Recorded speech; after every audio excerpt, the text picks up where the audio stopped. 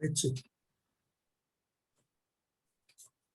Bem, vamos lá então. Primeiro, dizer que é uma satisfação tê-lo aqui conosco, né? Eu já vou apresentar direitinho aqui o nosso convidado de hoje. Boa noite a todas e todos. Essa é a quarta aula, né, do nosso curso de História das Internacionais. Fizemos, portanto, a opção de realizar nesse segundo semestre apenas 4 aulas, bem objetivas, cada uma abordando uma das experiências que nós tivemos, desde a Associação Internacional dos Trabalhadores, né, passando pela experiência da Internacional Socialista, a Segunda Internacional, e a Internacional Comunista, a Terceira Internacional, e agora entrando na história da Quarta Internacional. Tá? Lembrando a todas e todos, aqueles que participaram, né, pelo menos 3 das 4 aulas, que entraram aqui durante, né, as nossas conversas, receberão o certificado de participação, né, pelo curso de extensão do IFRJ. Então, fiquem tranquilos, tranquilas. Assim que vocês entram, já fica registrado aqui para a gente, né, pela plataforma, e a gente tem o controle, o acesso para ver quem está presente. Portanto, não precisa de lista de presença, não precisa de nada nesse sentido, tá certo? Muito bem. Sem mais delongas, né, a gente chegou a enviar também um texto de apoio, né, espero que todos aqui tenham tido acesso,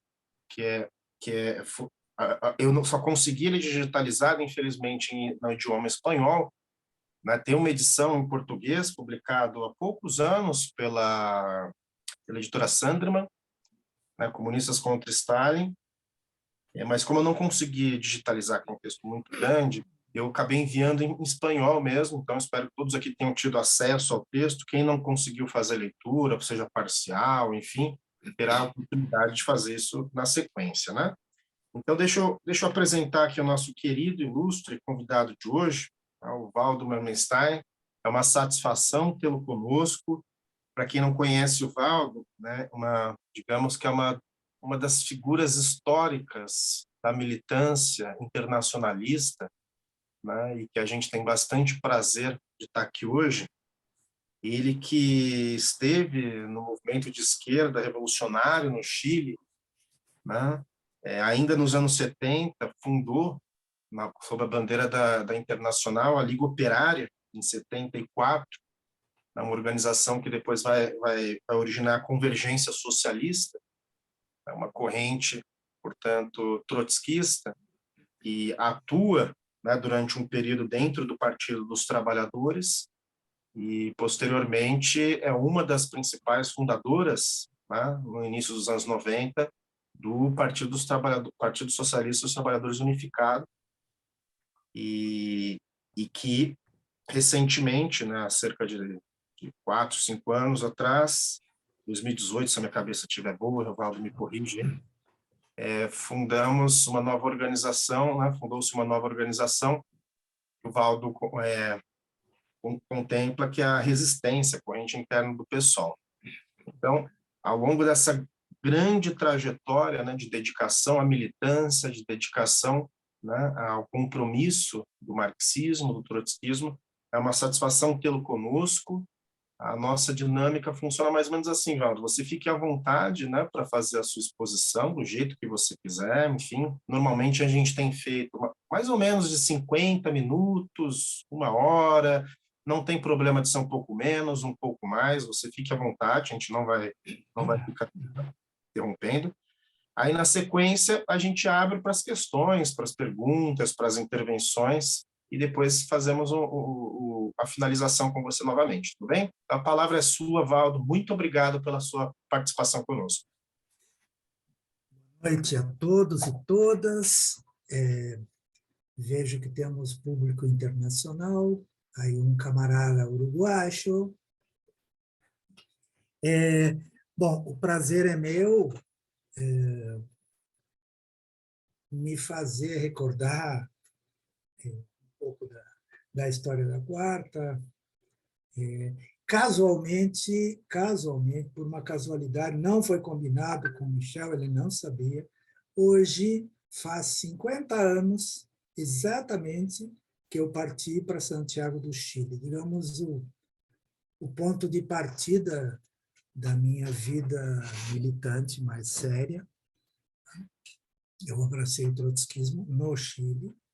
Viajei com os livros do Deutscher, mas ali eu fiz minha primeira experiência. E queria parabenizar vocês pela ideia de fazer este curso. Pensei bastante o que falar sobre a quarta. Eu vejo, pelo menos, algumas pessoas que eu conheço, já conhecem o tema, já escreveram sobre o tema, como o Márcio, Michel, que mandou hoje um rascunho do seu livro. Então, há muitas possibilidades para fazer isso. Por favor, Michel, me avisa assim com o transcorrer para não me passar, nem porque normalmente o plano que se faz não cabe no tempo e tem que ser razoável para vocês e para mim. Normalmente, se eu optasse por discutir as correntes trotskistas, as principais, não teria fim, assim, seriam várias séries, e é um tema, infelizmente, bastante minado, ou seja, há uma tendência muito grande das correntes de conjunto, não me refiro a nenhuma delas em particular, de fazer histórias, digamos, à sua feição. Tá? Não digo que seja todo mundo, não todo o tempo, mas é um problema, é difícil refletir sobre a sua própria atividade de forma mais ou menos equânime. Então, eu optei, talvez seja repetitivo para uma boa parte de vocês, mas fazer o caminho do lado oposto da rua do que vocês tiveram no sentido de descrição, de análise, na última aula de vocês, sobre a terceira, eu ouvi quase até o final. E os mesmos fatos, e dá uma perspectiva geral do movimento trotskista, mas não entrar em detalhes, que, claro, o que vocês quiserem, perguntarem, que eu tiver condições de responder, partindo do começo da Revolução Russa e do seu significado, que foi o primeiro assalto aos céus, que foram os pioneiros, como dizia Rosa Luxemburgo, mesmo tendo críticas a eles, reconhecia essa, digamos, autoridade, mas também os pioneiros sofrem. Era a primeira experiência.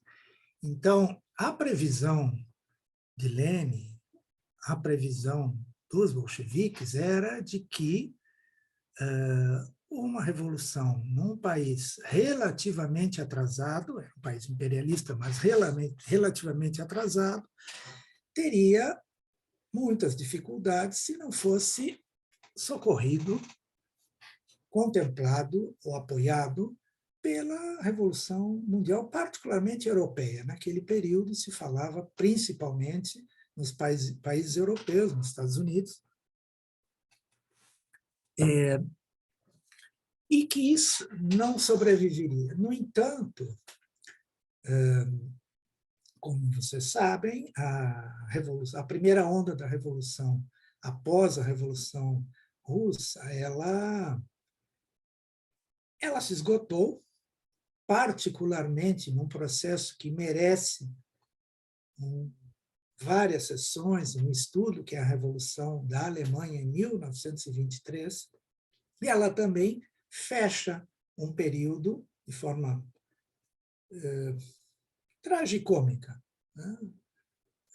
Mas seria todo um tema. A Internacional Comunista planejou uma insurreição para outubro de 23, com muitos problemas de planejar uma insurreição de fora, e as datas aparentemente estavam alteradas. Outubro já tinha passado, pelo que eu estudei, já havia passado o mais forte do ascenso revolucionário, que foi mais ou menos em julho e agosto de 23. Mas o que é importante é que a Rússia ficou isolada. Ao ficar isolada, um país atrasado, a transição ao socialismo, ela implica superar diferenças, ela implica abundância, tudo o que a Rússia, depois da União Soviética, não tinha.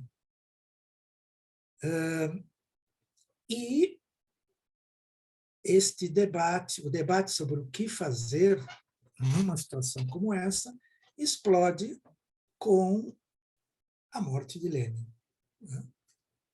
E há uma luta política que é conhecida e que foi vencida pelos opositores de Trotsky e de alguns que o seguiam naquele momento. E a primeira reflexão que o próprio Trotsky começa a fazer, é que havia um fenômeno novo, um fenômeno não estudado e não exatamente previsto, que era o surgimento de uma camada burocrática, dirigentes do Estado, dirigentes do partido, em todos os seus níveis, que tinham, como inevitavelmente é numa transição, tinham um status de vida superior ao que da massa da população. E este era um fenômeno que surgia dentro do próprio partido bolchevique, o que provavelmente dificultou que Trotsky tivesse a consciência do que se preparava. Ele comenta mais adiante que ele não tinha se dado conta que ele comenta sobre as diferenças, que um pouco mais tarde, Zinoviev Kamenev com Stalin, e que ele não tinha visto este tema. O que você está me sinalizando, Michel? 10 minutos, é isso? Não, eu só estou arrumando aqui, fica tranquilo, Walter. Pensei que você ia me sinalizar. Não, o tempo, perfeito. Bem, surge um debate sobre que caminho dar à, então, União Soviética. A partir do final da Guerra Civil, mudou-se a política econômica por uma política de uma certa liberalização das trocas, dos pequenos proprietários, e houve um debate sobre o que fazer, porque a nova política econômica ela trouxe um alívio para a Rússia num primeiro momento, mas ela desembocou nos problemas que o desenvolvimento capitalista traz, a desigualdade, os proprietários exigindo mais, e este debate feito por parte de Trotsky, de uma coluna de quadros, de que não se deveria continuar com a nova política econômica, deveria se planejar a industrialização do país, mas isso foi totalmente negado pela direção do partido, que começava a constituir uma camada que tinha interesses próprios, e o interesse próprio era manter tudo tal e qual, sem grandes mudanças. A derrota foi dura, foram utilizados métodos que depois se aprofundariam e se tornariam aberrantes, e houve um debate teórico de muita importância, que era entre a nova teoria elaborada por Stalin do socialismo num só país, que se traduzia em quê? Que era possível avançar significativamente ao socialismo num só país, mesmo um país grande como a Rússia. E que a ideia de apoiar a revolução nos demais países era um sonho, era uma aventura, e que isso não tinha nada a ver com o partido de Lenin. Bom, para que esta teoria tivesse triunfado no debate, já mostrava que alguma coisa estava muito errada, porque esta tinha sido a teoria toda a vida dos bolcheviques. Claro que nenhum deles negava que se podia avançar na construção do socialismo. Agora, concluí-lo num país, nas condições russas, era uma aberração. Bom, Trotsky é paulativamente exilado dos postos de governo, de poder, só que, como previsivelmente, a NEP conduziu a uma crise, inflação, disparidades de rendimentos, dificuldades de desenvolver a indústria mais fundamental do país, porque a lei do valor indicava que os investimentos seriam feitos nos ramos mais rentáveis, o que não coincidia com os interesses da construção do socialismo, da transição ao socialismo. E a crise volta em grande estilo, e desta vez, com a predominância da ala mais à direita, que neste momento é representada por Bukharin, que já tinha sido da extrema esquerda anos antes, com o famoso slogan camponeses enriquecei-vos. Ou seja, não há nenhum problema em que se seguisse, se aprofundasse este caminho. Bem, contra isso surge a oposição unificada com Zinoviev e Kamenev. Neste momento, a teoria do socialismo num só país começa a ter seus frutos na política internacional, em dois processos muito importantes, que talvez vocês já tenham visto no andamento do curso.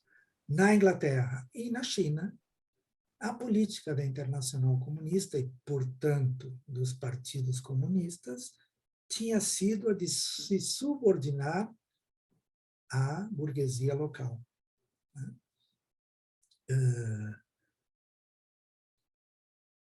Ou a burocracia, no caso sindical, no caso inglês. Os dois processos terminaram mal, um com uma derrota, mas não com uma tragédia, que foi na Inglaterra, e o outro com uma tragédia de grandes proporções, que foi a derrota da Revolução Chinesa, de 25 a 27, que morreram dezenas de milhares, o Partido Comunista foi exterminado.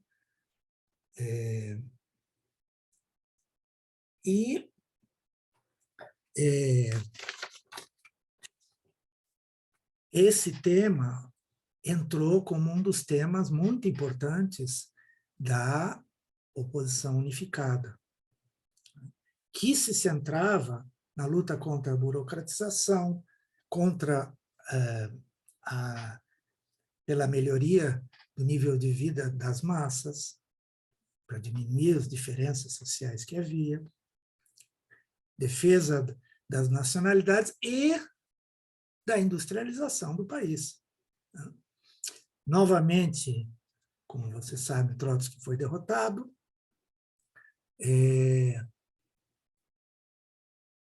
e a NEP entra em crise inapelável quando, como tinham previsto os impulsionadores da oposição unificada, entra em crise, e os camponeses, por um problema claro, não havia produtos industriais de boa qualidade, de preços acessíveis, havia uma diferença brutal entre os preços que eram cobrados, e vem a greve dos camponeses. Não querem, né? Especialmente os camponeses ricos, se negam a plantar. E coloca as cidades soviéticas, no momento, sob ameaça de fome. A a resposta do regime foi, num certo sentido, surpreendente. Foi uma política, como vocês sabem, de industrialização acelerada, de coletivização forçada dos camponeses. Se transformou essa linha, depois era explicada pelo stalinismo como liquidação dos kulaks, dos camponeses ricos, como classe. Bom,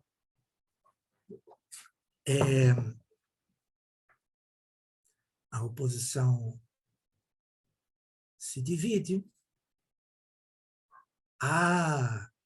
Porque era um giro a favor de políticas que a oposição unificada, e antes dela, já colocava, industrialização.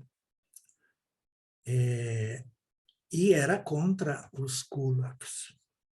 Agora, um grande dirigente da oposição, que era Preobrazhensky, um dos teóricos mais importantes do Partido Bolchevique, rompe com a oposição unificada, no que se começou a chamar, é um termo pesado, mas foi se tornando cada vez mais pesado, capituladores. Esse era o tema que Trotsky chamava, e como ficaram conhecidos. Trotsky se opunha a isso, porque a coletivização agrícola, assim como a política em relação à classe média, é uma política de exemplos, não é uma política de destruição desse setor, de ganhar esses setores por benefícios que só poderiam vir de um estágio mais avançado. A coletivização do campo foi um desastre.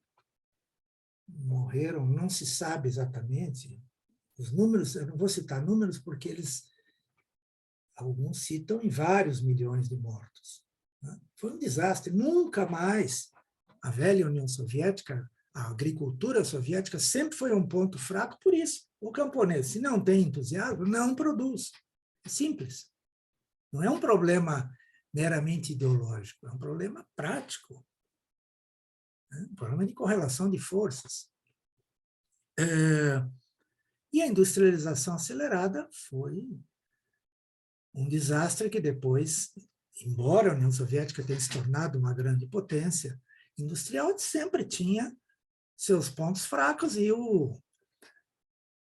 termos de produtividade, etc. E o resultado nós sabemos. Né? Não houve socialismo num só país. E uma das razões foram as políticas lá atrás adotadas por Stalin. Bom, Trotsky é expulso. Primeiro ele é exilado, em 28 ele é exilado, em 29 ele é expulso, é deportado, perdão, para Alma-Ata, e depois é expulso para a Turquia. Bem, qual foi a atividade do Trotsky?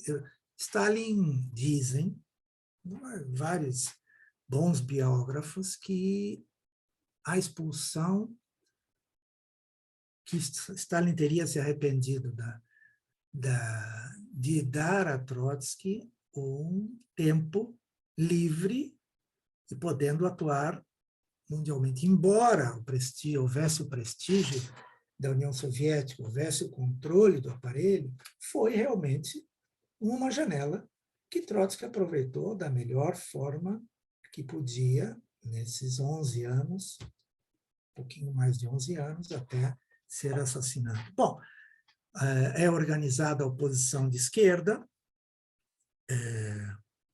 com vários países. Agora, a oposição era muito, muito heterogênea.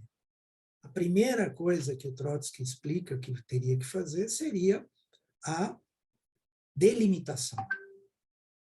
Primeiro, juntar todo mundo que fosse possível, mas a delimitação, porque havia opositores de todo tipo ao regime stalinista, não de direita, da direita dentro do movimento comunista.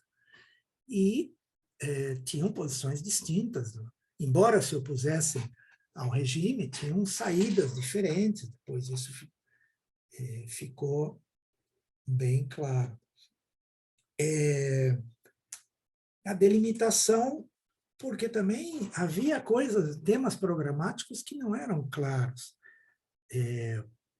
Trotsky formula uma espécie de antecessor de todos os programas que ele foi escrevendo até o programa de transição, com pontos que ele costumava chamar um programa para a ação, não era um programa que desenvolvia em detalhes a análise do sistema capitalista, nem o balanço da experiência socialista, ou como ela teria que ser, coisa que ele mesmo fala depois, comentando sobre o caráter inacabado do programa de transição. É muito importante incorporar essa versão. Trotsky não tinha nenhuma pretensão de que o programa de 38 fosse um programa definitivo. Claro que seus objetivos eram definitivos, mas havia muitos elementos que ele cita, alguns, e que não estavam contemplados. Eu digo porque há uma tendência dentro do movimento trotskista a tomar o programa de transição como imutável. Não, ele é uma base fundamental, mas o mundo houve fatos, houve eventos, houve temas, por exemplo, o tema ecológico, para tomar um que é inquestionável. Este tema não estava no horizonte, não no sentido da preocupação, mas do sentido da emergência. Isto é novo. Digamos que para os marxistas, mais novo do que deveria ser. Mas hoje é um tema que se fala em todo o espectro ideológico, a não ser algumas bestas negacionistas que não merecem maior menção do que aqui. Bem, uma das batalhas mais importantes que Trotsky tem neste momento é a conhecida luta contra o fascismo, a ascensão do nazismo na Alemanha e contra a política criminosa de Stalin do chamado terceiro período, de colocar o inimigo principal, o social-fascismo, que não deveria ser a outra coisa que a social-democracia, que se traduziu em políticas esquerdistas e sectárias por toda a internacional. Infelizmente, esta é a imagem que fica, mas não é a imagem da Internacional dos primeiros anos de Lenin e Trotsky, era copiar e colar. Então, essa foi a linha adotada em muitos países. E ela leva a um desastre. Trotsky, num primeiro momento, considera a oposição de esquerda como uma fração da Internacional Comunista. Havia oposição a isso, particularmente pela esquerda. Havia uma ala da oposição de esquerda que queria que se formassem partidos autônomos. Para nós, isso parece uma coisa... a história já resolveu. Houve a degeneração definitiva da Terceira Internacional, mas tinha a sua razão de ser. Aí é preciso ver o contexto, que era o contexto de um partido que tinha feito uma revolução, que era o centro revolucionário do mundo. Então, para que ele fosse considerado uma ferramenta inútil, inservível, que tinha que jogar fora e fazer outra, Trotsky tinha um critério bem proletário, digamos. Um trabalhador não quero fazer obreirismo aqui, mas é o que vem à mente. Um trabalhador não troca de partido de uma hora para outra. Esta é uma grande dificuldade, aliás, nós vimos aqui no Brasil. O PT governou 13 anos e voltou com mais prestígio ainda pelo desprestígio do regime atual, etc., etc. Fatos da vida. Assim, ele demora. E a opção clara é quando, após a política criminosa de não combate ao nazismo como perigo mortal, principal perigo, o Partido Comunista Alemão e depois a Internacional Comunista disseram que toda a atuação do PC alemão foi correta, e ainda com detalhes, dizendo que depois de Hitler é a vez dos comunistas, uma coisa assim. E aí Trotsky rompe com a Internacional, primeiro com o Partido Comunista Alemão, no início de 1933, e depois com a Internacional, que, na metade do semestre, aprova toda a atuação do Partido Alemão, e, a partir daí, Trotsky chama a formação de uma nova Internacional. E começa a trabalhar para isso. Importante que o período que vai de 1933 a 1938 é um período em que Trotsky tem várias táticas. Tem várias táticas de tipo unitária, não só de delimitação, de princípios, etc., como ele é mais conhecido, mas teve várias táticas de procurar unificações, aproximações, trabalho conjunto. Dois exemplos muito importantes, que foram, digamos, na sequência. Em primeiro lugar, ele se virou para o lado e viu que havia partidos intermediários entre as posições da oposição de esquerda, que depois começou a se chamar Liga Comunista Internacionalista, e o reformismo clássico ou o stalinismo.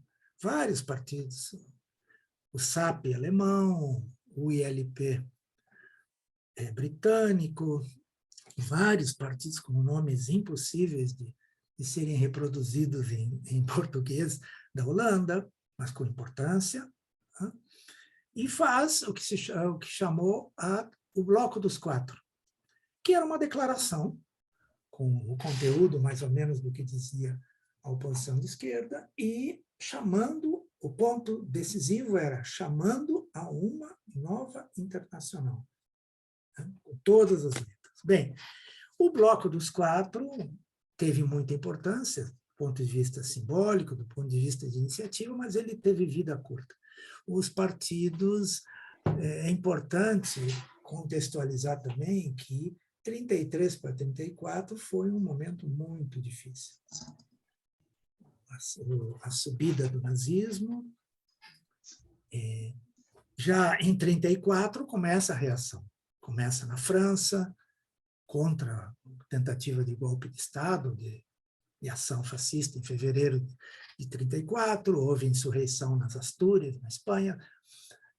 Começa a haver uma radicalização dentro da social-democracia, porque dentro dos PCs era difícil. Não é que não houvesse ouvidos para o que estava acontecendo, mas não havia manifestações mais claras. Ao contrário, na juventude socialista, na social-democracia da França e da Espanha, particularmente, havia radicalização,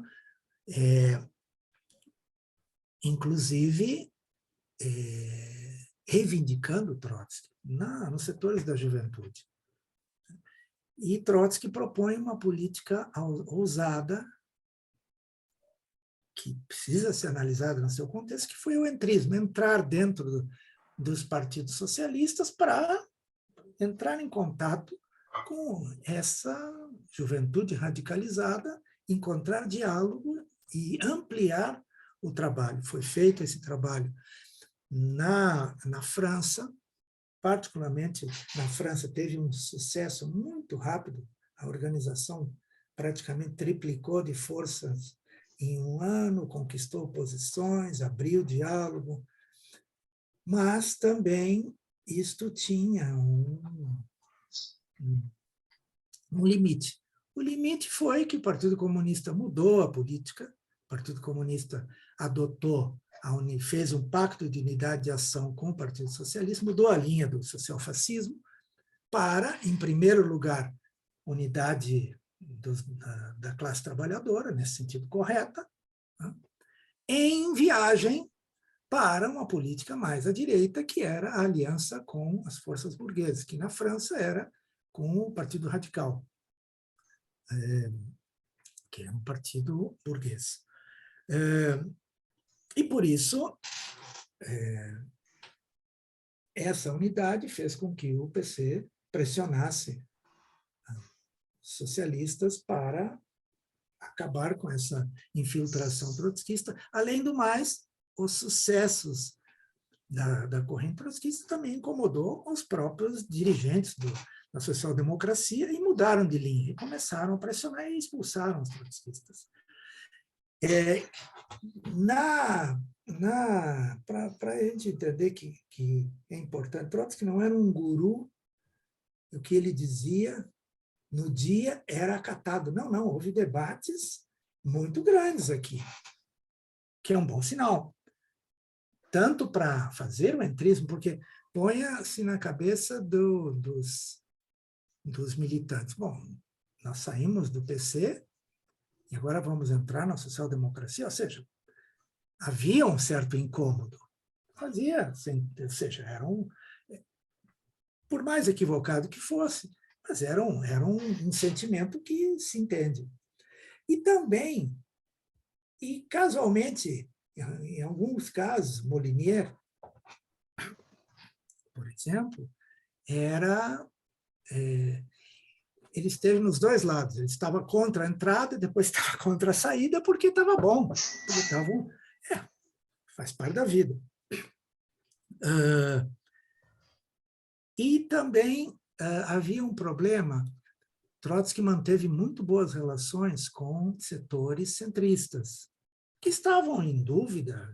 Por exemplo, um dirigente importante da social-democracia francesa, que era Pivert, Marceau Pivert, que tinha uma corrente, que teve debates e conversas com Trotsky, mas que depois acabou aderindo à Frente Popular, apoiou a Frente Popular. Outro caso foi de Andrés Nin, que era incomparavelmente superior, tinha sido um dirigente já da época da Internacional Sindical Vermelha, uma das grandes personalidades que aderiram à oposição de esquerda. Aliás, eu faço um parênteses, porque não falei antes, aderiu gente muito importante. Aderiu Tatu Tau no Vietnã, na Indonésia, aderiu Chen Duxiu na China, todos dirigentes de primeira magnitude.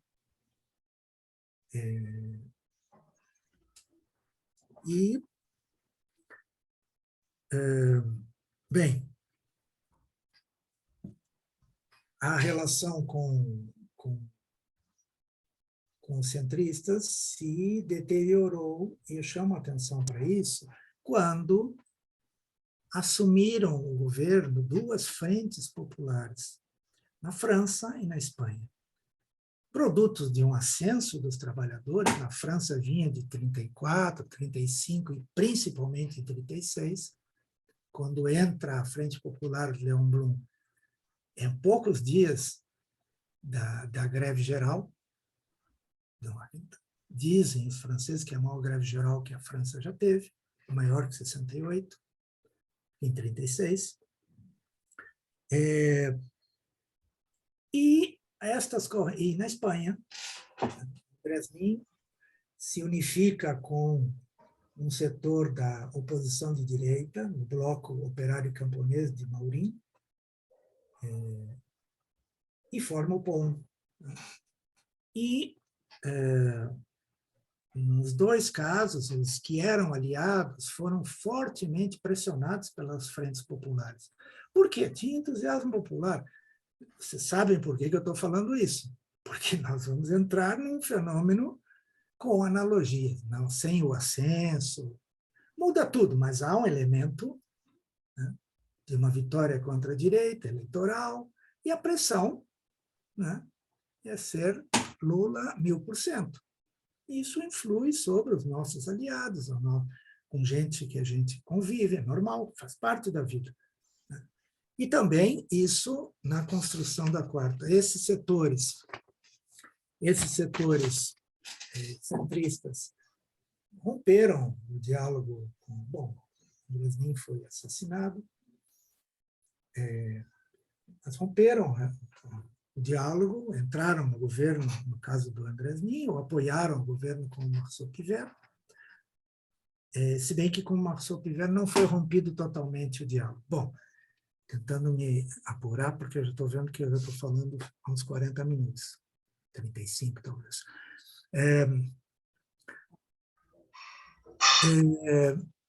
A quarta, ela é finalmente fundada em 38. Ela foi preparada numa conferência. Dizem, os debates são inconclusivos, que houve uma conferência, uma pré-conferência em 36, e que Trotsky estaria a favor de fundar a quarta naquele momento, mas não conseguiu.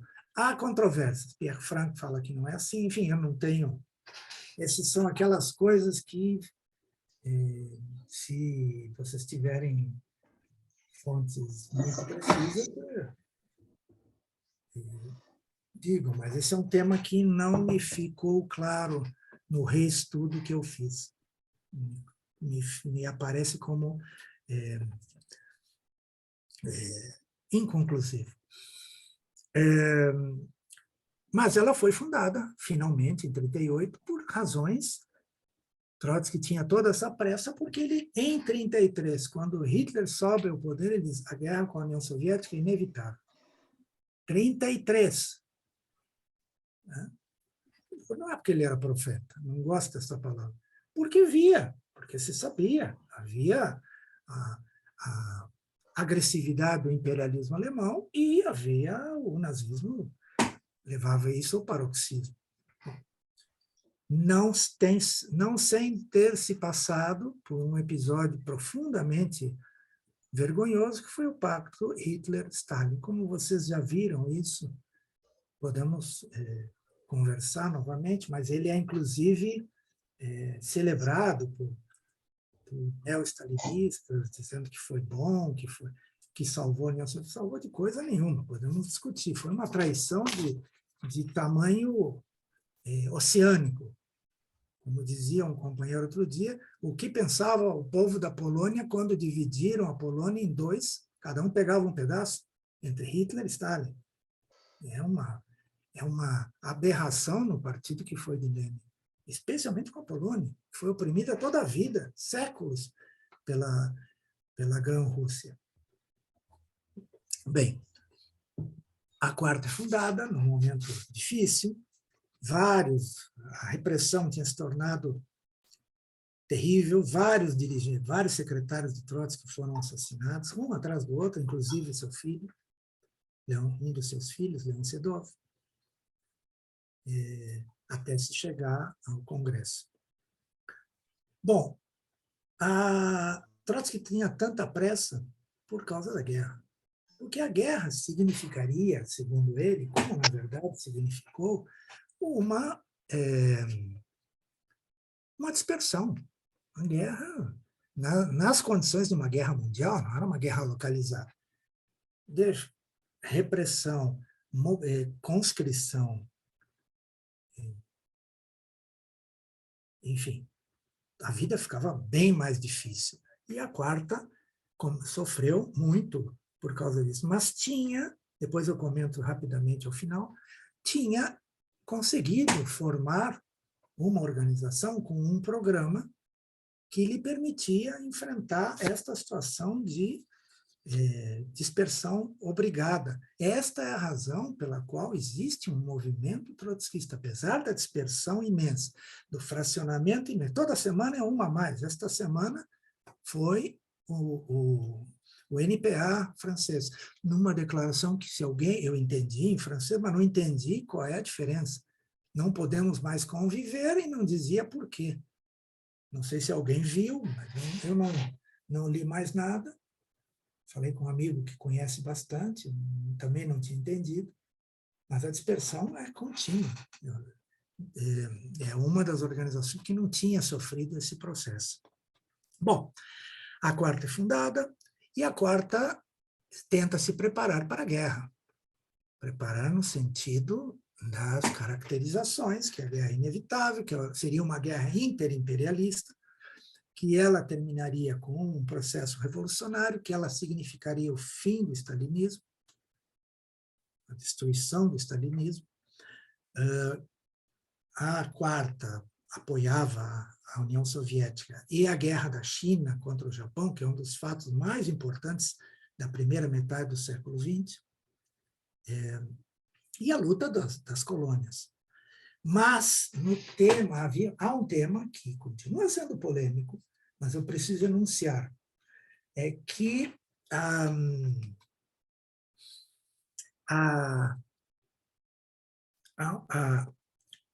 Trotsky falava claramente que a luta contra o fascismo dentro dos países era uma luta progressiva, que tinha que ser apoiada, com certeza, mas não por meio da guerra, porque seria por países imperialistas. Esse é um tema difícil, e levou a muita confusão. Porque o que os trotskistas faziam? Seguiam seus instintos e ingressavam na resistência, tomavam distância das organizações burguesas, porque eram imperialistas, que lutavam contra os nazistas, enfim. Uma situação difícil, que o próprio Trotsky começa a flexibilizar. Trotsky tem uma formulação que depois foi denominada de política militar proletária, que sinteticamente significava o quê? Que a guerra era um fato, a militarização da sociedade era um fato, e os trabalhadores deveriam exigir controle sobre esta institucionalidade. Né? Cursos militares para sindicatos, controle das indústrias de guerra, etc. Política que, em alguns setores do movimento trotskista, não foram entendidas. Houve uma polêmica entre os trotskistas ingleses, se reivindicavam que fossem construídos bunkers para a população operária, majoritariamente operária, pudesse ser refugiada nos bombardeios nazistas. E houve alas do trotskismo inglês dizendo que isso era capitulação ao imperialismo inglês. Bom, é levar ao absurdo uma situação, para vocês verem, os chineses, os grupos chineses tinham dúvidas sobre o que fazer quando os Estados Unidos começaram a apoiar a guerra de Chiang Kai-shek, que dirigia Chiang Kai-shek contra o Japão, que era a guerra mais justa do mundo na época dita pelo Trotsky. E eles tiveram dúvidas do que fazer, se dividiram, demoraram a aderir a algum tipo de guerrilha contra os japoneses. Atenção que tampouco uma interpretação apressada faria a crítica. Os trotskistas lutaram contra o nazismo. Só que era difícil participar da resistência oficial, porque quem controlava eram os stalinistas. E eles, assim como na China, perseguiam os trotskistas. Então, entrar numa organização de forma mais ou menos aberta, como uma facção, então, era suicídio, era impossível de fazer. Então, é preciso relativizar a crítica e a apreciação que se faça sobre a atuação dos trotskistas durante a guerra. Mas a confusão política dificultou. Demoraram anos até precisar. O debate se chamou da questão nacional. A questão nacional era isso, era a transformação de países como a França numa nação, bom, momentaneamente, pelo menos, oprimida. E que a resistência contra o nazismo era uma causa justa e que devia ser apoiada. O problema é como apoiar. Houve várias formulações. Uma primeira formulação feita por Marcel Hick, que era dirigente de um dos grupos franceses, era uma formulação que não se diferenciava e que achava uma boa estratégia que os burgueses se aliassem à resistência. Essa foi uma primeira que ele fez sozinho, e depois houve uma formulação, em 42, já mais delimitada, em que se desvinculava dos interesses da burguesia francesa com coisas muito simples. Um dos problemas era a França tinha colônias. E a burguesia opositora, vimos o que aconteceu na Guerra da Argélia. Era a principal colônia, Argélia e Indochina, duas guerras sangrentas do imperialismo francês, que eram colônias francesas naquele momento. Bem,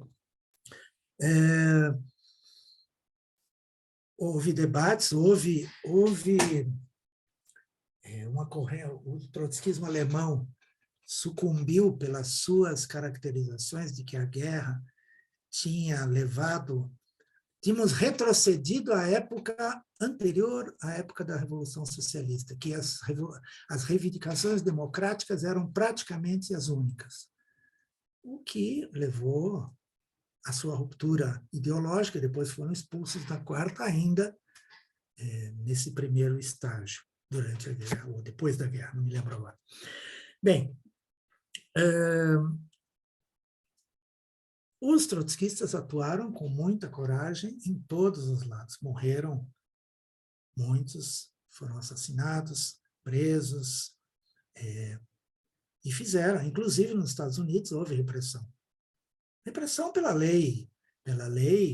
Cannon foi para a cadeia, ficou alguns meses na cadeia, etc. Não só Cannon, Hansen e outros dirigentes foram julgados pela lei que proibia a associação com organizações internacionais.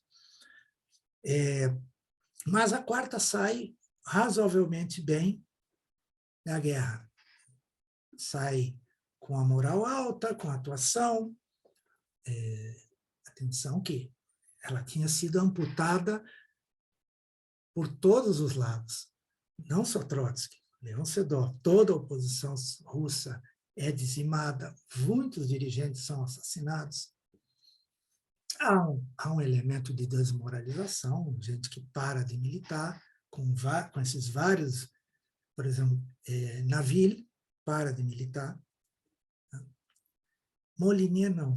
Molinier volta e segue militando por muitos anos, inclusive com contato com o que se transformou depois do Secretariado Unificado, o SI.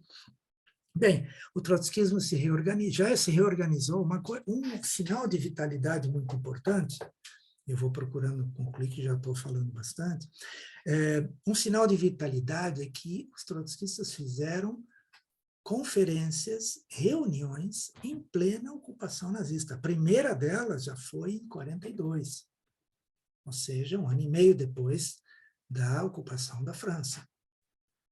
Fizeram reuniões em Paris, em Bruxelas, na Bélgica.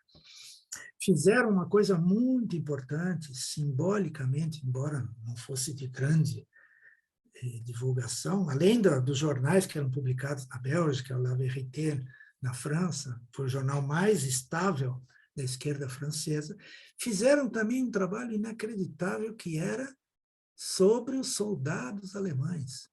É a última coisa que se poderia, ou seja, trabalho de propaganda sobre as tropas de ocupação. Tinha um jornalzinho, Arbeiter und Soldat, desculpem o meu alemão, trabalhadores e soldados, que era distribuído, e chegaram a organizar 50 soldados na Wehrmacht, 50. Bom, claro, previsivelmente haviam infiltrados, foram massacrados, fizeram uma nova versão do jornal, inclusive era tão importante que os soldados faziam um jornalzinho, não me lembro agora o nome, era um outro nome, eles faziam um jornal deles, dirigido às tropas. E a quarta sai, digamos, relativamente bem. No final da guerra se reunificam as seções francesa e inglesa, provavelmente pelo entusiasmo, talvez não fossem muito... Depois, como elas se dividiram, talvez não tenham sido unificações tão precisas, tão como elas devem ser bem estudadas, foi mais pelo entusiasmo, pelo estímulo da direção internacional. E a quarta faz vários eventos, faz uma conferência europeia em 44, faz uma conferência em 46, mais ou menos,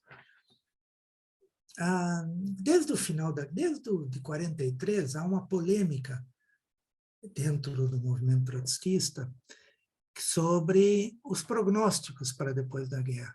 Havia duas posições, que foram mudando as personagens, mas eram duas, que haveria uma crise crônica, que haveria um ascenso revolucionário crônico, que haveria uma crise do stalinismo, não falavam crônico, estou exagerando, mas que haveria, e que a quarta teria um crescimento muito grande. Bem,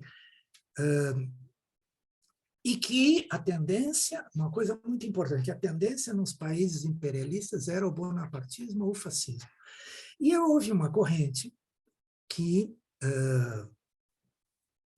se enfrentou com a direção do SWP, Felix Morrow e o secretário do Trotsky, Heigenort, e que discordavam dos ritmos que se via na crise, que a política americana para a Europa era uma política de democracia burguesa e não de bonapartismo, que as palavras de ordem democráticas eram muito importantes, particularmente na Itália, quando começa o ascenso italiano em 43, que havia monarquia. Então, a palavra de ordem de república, que acabou se impondo, era fundamental. E essa foi uma das críticas de Felix Morrow. Ele tinha formulações, todo o debate tendencial, fracional de ideias, há exageros de parte a parte. E eu toco nesse ponto que eu vou concluir nessa linha, daqui a poucos minutos. Houve pouco espaço para debate. Pouco espaço. Felix Morrow acabou sendo expulso. Ou seja, a tolerância com debates e a compreensão de que o debate, por mais que ele possa cansar, às vezes, cansa. Às vezes cansa, às vezes ele se esgota. Ele produz. É a velha chamada elaboração coletiva, pelo contraste de ideias, desde que seja feito de forma... Pode não haver nenhuma intenção de dialogar. Bem, essa linha, mais ou menos, se mantém, esse catastrofismo, se mantém mais ou menos no Congresso, na Conferência de 46 e no próprio Congresso de 48.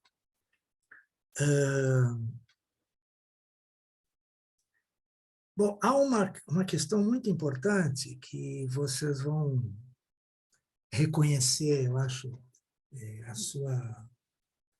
sua importância, desculpe a redundância, que houve uma mudança de estatutos no Congresso de 1948. E que os estatutos da Quarta já eram bem centralizadores, mas o estatuto permitia a intervenção da direção internacional, não passando por Congresso, só sendo avalizado depois por Congresso, nas sessões nacionais. E o Congresso começa excluindo a sessão inglesa. Logo depois, não o Congresso, desculpa, a nova direção exclui a sessão inglesa.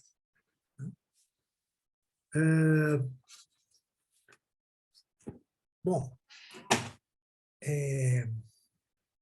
sobrevém a Revolução na Iugoslávia, e que impactou muito o movimento trotskista, que interpretou, em sua maioria, o rompimento de Tito com Moscou como uma ruptura com o stalinismo. Está escrito, literalmente, que era um erro. Claro que era muito progressiva a Revolução na Iugoslávia, etc., etc. Foi um destino diferente que poderia ter acontecido, e a história seria completamente diferente se na França e na Itália. Não foi porque os PCs não tinham nenhum interesse. falando assim bem grosseiramente. Houve situações, realmente houve. Né? As ideias da quarta, do troço, não estavam tão desvinculadas. O que estava desvinculado do que aconteceu? O prestígio do stalinismo. Ele caiu muito lentamente. Ao contrário, o Stalin, que fez pacto com Hitler, saiu como herói da Segunda Guerra. E até hoje é dito que, graças a Stalin, se venceu. Né? Eu ouvi várias lives de neo-stalinistas. Bem, aqui vem um ponto central, que é a direção da quarta. Veja, a quarta estava num ambiente difícil, com o máximo prestígio do stalinismo, com revoluções triunfantes que não paravam de acontecer. Houve todo um problema para entender que tinha havido uma mudança social radical na Europa Oriental, que até 48 eram considerados como países capitalistas no Congresso. Também era um fenômeno novo de novo, né? Que se repetiu por muitos lados. A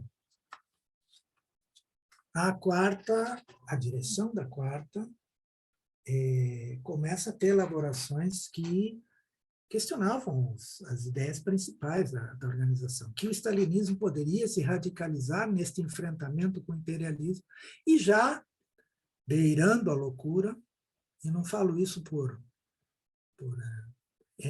uma maluquice completa, que haveria uma guerra mundial e que o stalinismo se esquerdizaria, que haveria rupturas progressivas ou oscilações de todos os partidos. Era a linha do Pablo. E não teve melhor ideia, em 51, de decretar que os trotskistas deveriam entrar nos partidos stalinistas, não para fazer entrismo com fração organizada, se dissolvendo mesmo, acompanhando o barco e sendo parte de uma suposta esquerdização. Bem, este foi o elemento que precipitou, além da nova intervenção, desta vez em 51, na seção francesa, né, e levou à dispersão do trotskismo. Uma dispersão da qual nós não nos livramos até hoje. Houve tentativas de alguma reunificação em 63, tinha um bar que boa parte do trotskismo aderiu, deixando de lado grupos ingleses importantes, grupos franceses importantes. Talvez eu tenha, digamos, de expressão. Do Duvrier não entrou, os ingleses, vários grupos ingleses não entraram, e tinham sua importância. Mas também tinha bases pouco sólidas. Pouco depois, adotando uma nova moda, o pablismo, Pablo, depois Mandel, tinha uma característica muito importante de se deixar impactar pelas novas direções que surgiam e se mimetizar com elas.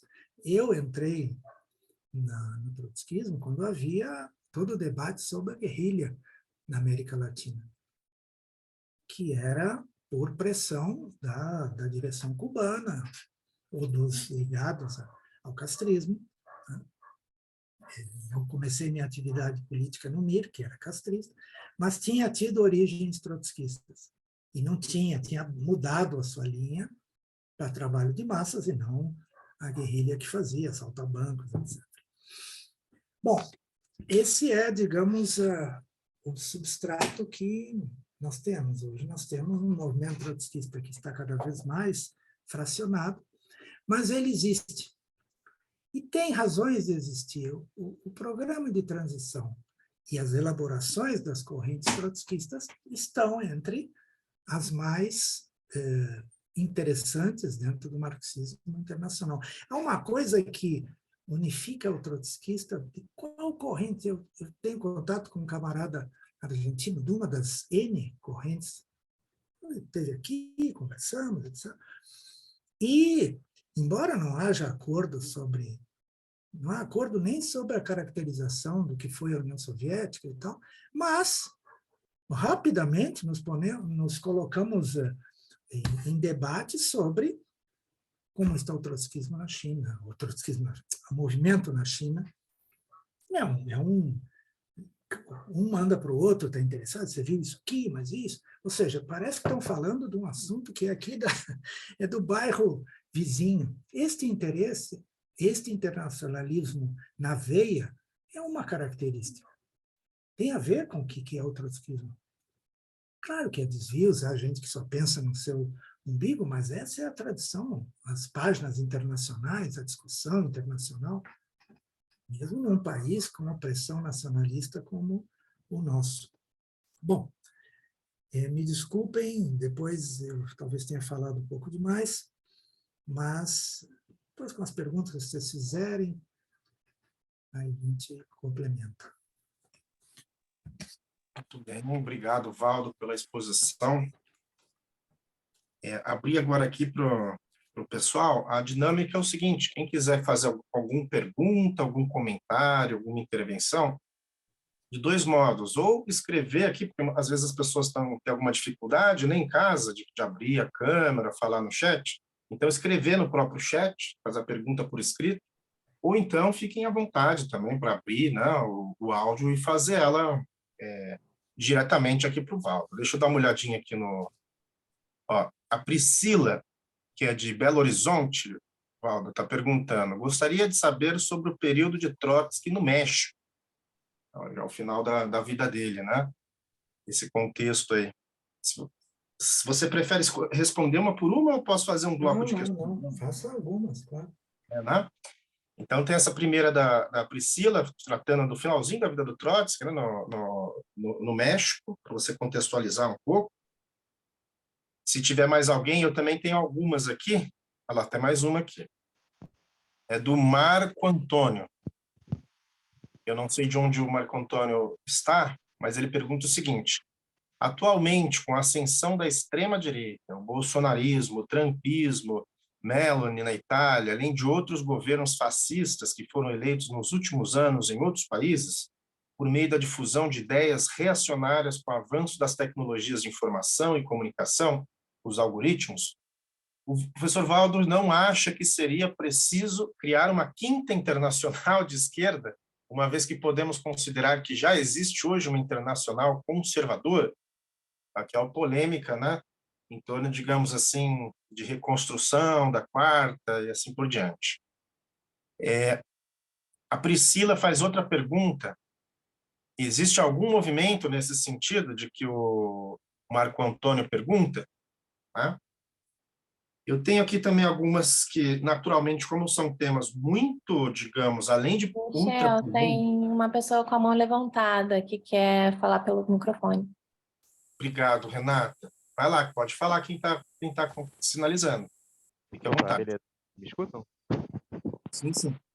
Ah, tá ótimo. Bom, boa noite aí, companheiros. Estou falando pelo microfone porque estou no celular, fica mais complicado de escrever aqui no chat.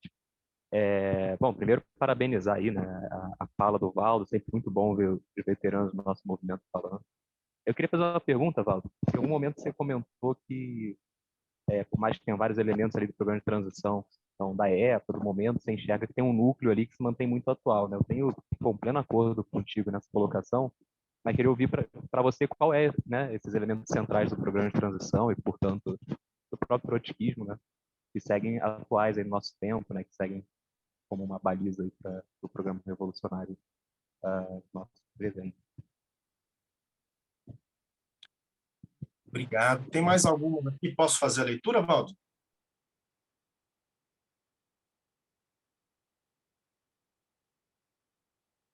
Pode ser?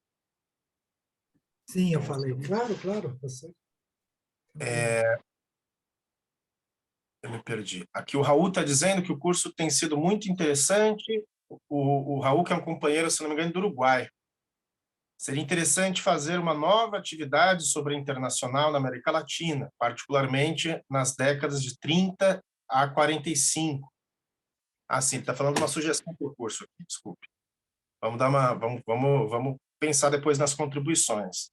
Aqui outra pergunta é do Marco Antônio, com relação ao stalinismo.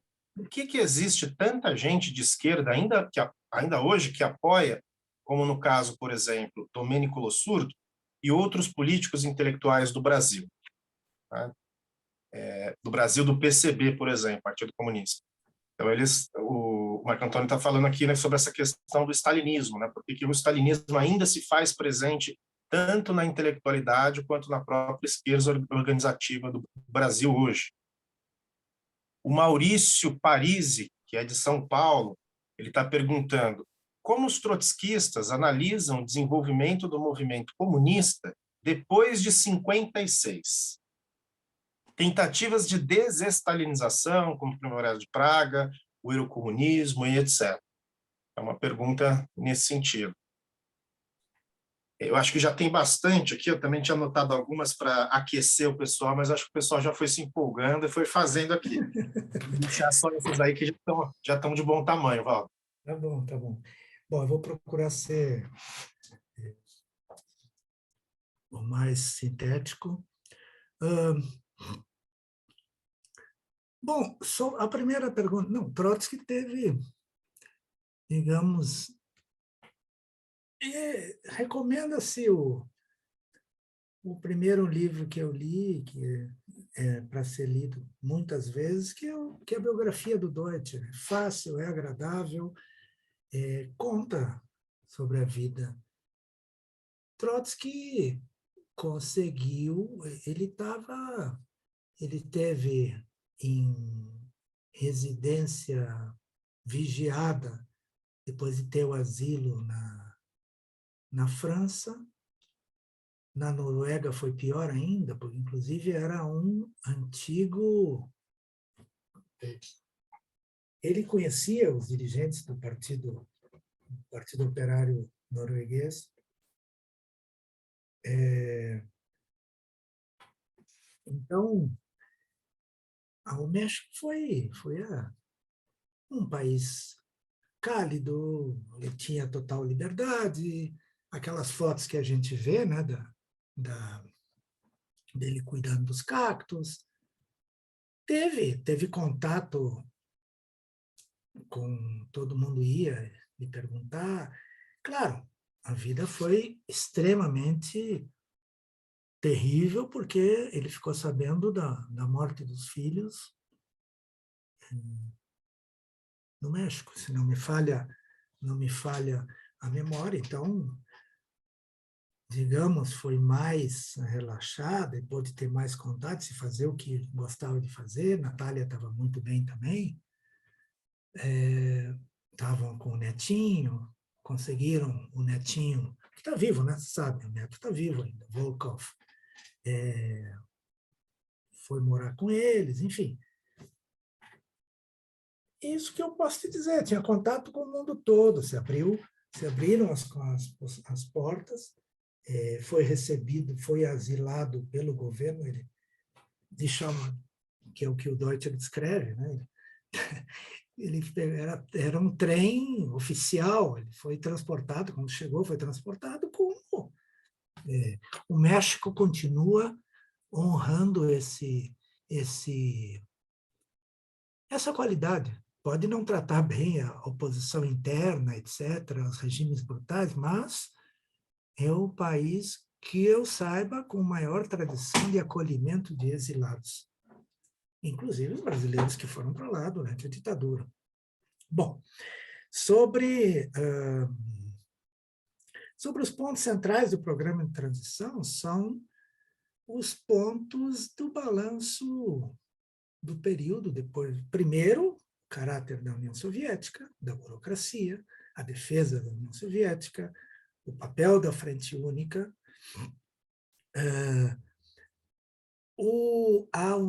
talvez o ponto mais importante seja a união, um método para unificar as reivindicações mínimas democráticas com as reivindicações anticapitalistas, transitórias. Né? Então, é um programa de ação. Realmente não tem uma análise da situação da economia capitalista. Não, estaria atrasada hoje, mas seria um grande apoio para a gente. E talvez o que mais falte, que o Trotsky fala, que é um balanço ou conclusões sobre a experiência de transição ao socialismo. Há questões que a gente não precisa repetir. Houve questões lembrando que eu comecei, que a Rosa Luxemburgo dizia que os bolcheviques eram pioneiros, tiveram que enfrentar, construir um exército, gerir uma economia, vários tipos de economia de guerra, que foi uma saída, a única que eles tinham, depois a nova política econômica, enfim, é um laboratório. Os erros cometidos, a proibição das frações, foi uma medida extrema, apoiada por todos. Sobre Kronstadt, é difícil ter outra posição. O problema da rebelião de Kronstadt é que a mudança na política econômica demorou demais. A rebelião camponesa, porque a rebelião em Kronstadt eram soldados que tinham relação com os camponeses que queriam o que logo depois iam fazer, que era a liberalização das trocas. Aliás, não sei se vocês sabem, mas Trotsky, se fala de muitas coisas que Trotsky propôs, é verdade, ele propôs a militarização dos sindicatos, mas ele propôs isso depois de ter proposto, um ano antes, em 1920, uma política econômica similar à nova política econômica. Foi rejeitado por todo mundo, e aí ele fez essas propostas para dar uma saída para o caos que era a administração soviética. Então, o programa de transição tem vários elementos, por exemplo, o movimento ambiental não existia, os movimentos sociais não existiam como tais, ou como existem hoje, há mudanças na classe trabalhadora, precarização, não é que ela deixou de existir, ela teve transformações. Tem muitas coisas, ou seja, o programa de transição não é eu volto a insistir, não é uma Bíblia. Ele é um guia para ação, é um marco de referência. Ele tem essa questão de combinar as reivindicações, e inclusive no método de escadinha, que vem da Terceira Internacional, o Trotsky não inventou isso aí. Tem artigos sobre isso, mostrando as origens do programa de transição. Não foi uma coisa da cabeça do Trotsky, era um método da Terceira Internacional. Por isso o Trotsky escreveu em 34, um programa de ação para a França, que era uma antecipação do que foi o programa de transição. Inclusive, no programa de ação para a França, ele fala em Assembleia Única, abolição do Senado. Se dá o detalhe de fazer isso. É um texto que vale a pena ser lido. Bom,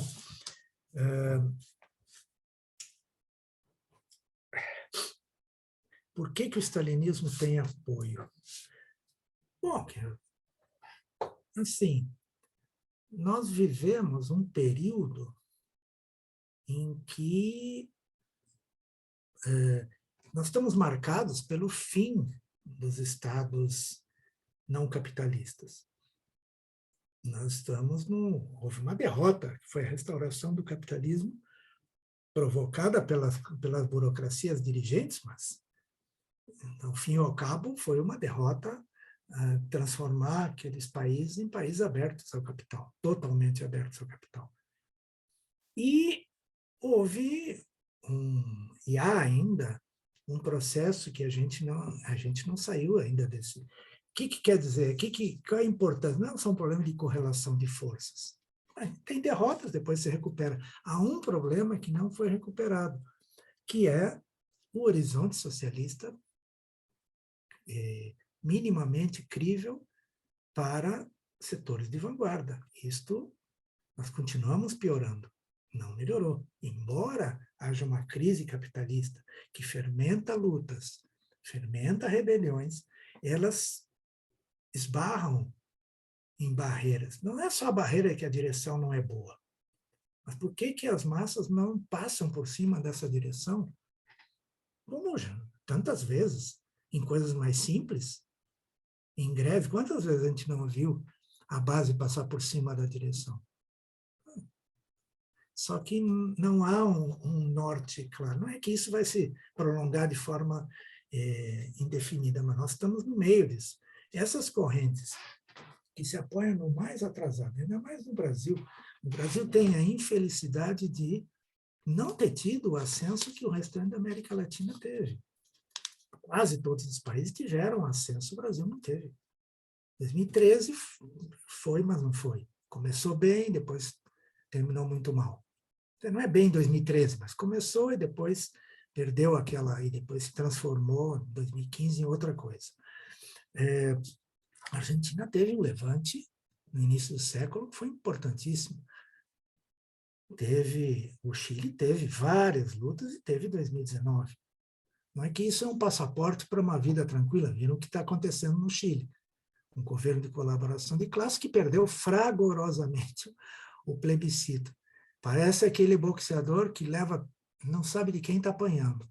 Foi uma derrota que ninguém... Eu vi no dia os dirigentes do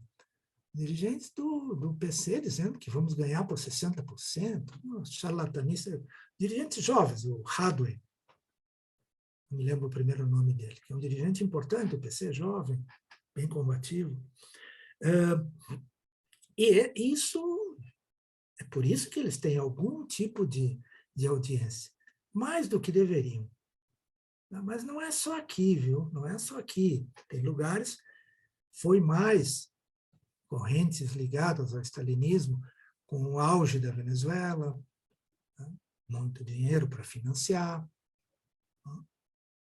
Acho que nós estamos já num momento mais favorável. Mas, por enquanto, eles continuam tendo espaço maior do que na realidade. Hein? O midiático, eu sei em quem vocês estão pensando, eu não vou dizer o nome do fulano, mas é midiático, não tem uma influência, não é o Partido Comunista Uruguaio, do passado, pelo menos, não chileno, não se compara. Sim, mas as ideias que se encontram dentro do PT, na direção do PT, são muito parecidas, muito parecidas. A ideia fundamental é a colaboração de classes. Bom, concluindo, olha, a desestalinização foi uma farsa. Na verdade, houve mudanças cosméticas, houve recâmbios, mas havia oposição de esquerda, havia lutas operárias, na Polônia em 56, na Polônia em 70, falo da Polônia que é de onde veio minha mãe, teve a Tchecoslováquia, que a direção tchecoslovaca era uma direção liberal, não era para a esquerda. Mas o movimento foi muito progressivo. Dubček tinha uma política potencialmente poderia ser de restauração. Mas houve várias políticas de abertura comercial e econômica que poderiam ter desembocado na restauração capitalista antes de quando ela se deu. Porque não havia interesse do imperialismo, o imperialismo não estava na ofensiva, não havia espaço nesse sentido. Então, a parte progressiva foram as lutas operárias na Hungria, na Polônia, na Tchecoslováquia, menos. Hungria e Polônia, com sindicatos fortes, com lutas de massas, que derrubaram o governo. Na Hungria derrubaram 2 governos. Guerra civil, etc. Teve que haver invasão russa, soviética. A invasão na Hungria foi barra pesada. Na Tchecoslováquia, não tanto, mas foi pesada, claro, os tanques, a gente viu as fotos, etc. Eu me lembro do dia, era bem jovem ainda. Bom, que mais? Houve movimentos pela esquerda em todos os países, estados não capitalistas. Na China também, mas não com tanta orientação à esquerda. Bom. E a quarta, os movimentos quartistas sempre deram o apoio que foi possível, principalmente os que estavam na Europa, tinham um contato mais direto. Para nós era uma coisa bem estranha, que era muito longe.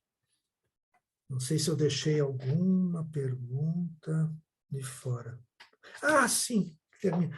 Olha, podia ser até não estou propondo que fazer o fechamento, mas o programa da Quarta Internacional, por isso, no que eu respondi para a pergunta do Marcos, o programa, o método da Quarta Internacional é o melhor que a Vanguarda elaborou nesses últimos 80 anos. Eu não conheço nenhum programa, nenhum grupo revolucionário que tenha um programa que toque no Estado operário, que era o único que existia, nos países oprimidos e nos estados capitalistas avançados, com uma lógica. Agora, eu repito, não é uma Bíblia. Tem muita coisa aconteceu. Então, ele é uma base para se tomar em conta, se levar em conta, como são os congressos da Terceira, etc. E as elaborações do movimento trotskista, das melhores coisas que eu li sobre a esquerda, sobre movimentos sociais, sobre o movimento ambiental, tem gente muito boa. Daniel Tanurro, que é um belga, que é ligado ao ex-SU, que tem ótimas formulações sobre o tema ambiental, e assim por diante. Então, não vejo uma quinta internacional, não vejo que programa diferente teria. Por exemplo, os grupos ligados ao castrismo, influenciados pelo castrismo, não fazem um balanço da União Soviética e da própria Cuba. Então, é difícil formar uma internacional com... Agora, outra coisa é se surgir. Nós temos que estar abertos. Se surgir um movimento pela esquerda que tenha formulações positivas, não exatamente as que nós temos, poderíamos integrar, participar. Isso seria como participar de algum movimento aqui no Brasil. Não precisamos ter acordo. Por isso eu fiz questão de colocar as táticas do Trotsky nos anos 30, em que ele interveio e propôs várias alternativas. Nós também temos que estar abertos. Não para nos dissolvermos, achar que eles são mais progressivos que outros, coisa que depois foi feita pelo setor da direção da Quarta, mas temos que estar abertos a isso. Hoje eu não vejo a superação da Quarta enquanto princípios, enquanto programa, mas, claro, você me perguntar, e organização? Não tem. Tem várias. Não há nenhuma Quarta Internacional reconheceu. O mais próximo que chegou depois da divisão de 53 foi a reunificação de 63. Ela não demorou muito. A própria corrente da qual eu fiz parte toda a vida, o morenismo, rompeu, né, por causa do tema da guerrilha, enfim, vários debates que estavam havendo. Maravilha, Valdo. Pelo adiantado da hora aqui, queria agradecer muito a sua colaboração com a gente, agradecer, né, essa nossa última aula, cada um dos companheiros, as companheiras que se fizeram presentes aí nessas quartas-feiras à noite, agora já véspera de final de Copa do Mundo, de Ano Novo, né, Natal. Agradecer a todo mundo, dizer mais uma vez, né, que quem participou aqui mais de pelo menos 3 das aulas, das 4 aulas, vai receber a certificação do curso de extensão pelo IFRJ, né? Fiquem atentos aí pelas nossas outras atividades, os nossos outros cursos, pelo o grupo de estudo e pesquisa marxista do IFRJ, do qual coordeno, dentre outros, né, companheiros, companheiras que a gente trabalha em associação. Agradecer bastante também a Gisele, que não está aqui presente hoje, que foi sempre a grande impulsionadora, a Gisele Martins, do ponto de vista da comunicação, né, da criação dos cards, etc. A Renata também, que é a nossa estudante de pós-graduação, que está aqui hoje cumprindo essa tarefa. O Maurício também, o Maurício Félix, que nos ajuda nos e-mails. E acompanhem, fiquem atentos, né? A gente acabou de colocar aqui no chat, quem ainda não está, a gente criou um grupo de WhatsApp para trocas de informação do curso, para ver as novas perspectivas para o ano que vem, os outros cursos. Quem quiser fazer parte, basta me enviar, coloquei meu telefone aqui, uma mensagem pelo WhatsApp, que eu agrego lá no grupo, tá? Não é aquele grupo que fica mandando 1000 mensagens por dia, pelo contrário, a ideia é só mensagens bem relativas à pertinência do tema, né? E quem quiser ir acompanhar mais o debate, enfim, é um debate muito polêmico, né, que a gente travou aqui em defesa do marxismo enquanto uma tradição, né? Do marxismo que nós vimos desde a Associação Internacional dos Trabalhadores até agora a Quarta Internacional, é uma tradição heterogênea, plural. Eu gosto muito da expressão de que é uma grande ramificação, né, de correntes, de perspectivas, de contribuições, de linhagens distintas, né, que muitas delas, ao meu ver, eu sou um daqueles que me esforço bastante para colocar muitas dessas correntes, desses teóricos, em diálogo, né, que são possíveis, em certo ponto. Então, valorizar aqui a contribuição de todos e todas. Se a gente fizer mais uma discussão sobre as rupturas, né, da quarta, enfim, desde as diversas tendências, pavlismo, morenismo, mandelismo, enfim, para não dizer das inúmeras correntes, né, dentro de vários países, às vezes muitas correntes dentro de um mesmo país, para citar o exemplo aqui do nosso país vizinho, que provavelmente vai ser campeão do mundo, né? As rupturas, os rachas, enfim, são temas que fazem parte, né, da tradição, do ponto de vista histórico, né, das organizações revolucionárias, e que eu acho que é importante que a gente tenha cumprido algum papel nesse sentido, de valorizar o espaço de formação, de extensão universitária, né, de extensão dos institutos federais, compartilhando um pouco esse debate com vocês. Eu agradecer mais uma vez, Valdo, muitíssimo obrigado mesmo. Valdo, assim que recebeu o convite, já falou, fala a data que eu estou à disposição, né? Então, agradecer muito, desejar a todos e todas aí um bom final de ano e um grande abraço para vocês. Obrigado mesmo, Valdo. Se quiser falar a palavrinha final aí. Eu agradeço a oportunidade. Vocês, sempre que tem um evento assim, eu estudei bastante, reli, vocês me obrigaram a rever um monte de coisas e aprender várias, porque é infinita, a bibliografia é infinita. E a memória não, então é bom refrescar. Meu amigo Raul riu, que estamos mais ou menos na mesma faixa etária. Mas muito obrigado e estou à disposição. Obrigado. Boa noite, pessoal. Grande abraço. Tchau.